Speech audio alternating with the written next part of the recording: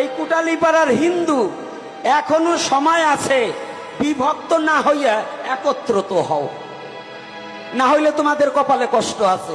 কোন দলের পানা চাইতে আগে নিজে যে জাতির দল নাই সেই জাতির বল নাই। আজকে যদি ওই প্রশাসনিক ভবনে এবং আমাদের হিন্দুদের ছাঁটাই করা হয়েছে, অনেক দারোগাদের চাকরি থেকে বরখাস্ত করা হয়েছে, হয়েছে না? এসআই নিয়োগ হয়েছিল, হিন্দু বিদয় 200 জনকে চাকরি থেকে বরখাস্ত করা হয়েছে, চাকরিতে নিয়োগ করা হয় নাই, হয়েছে না?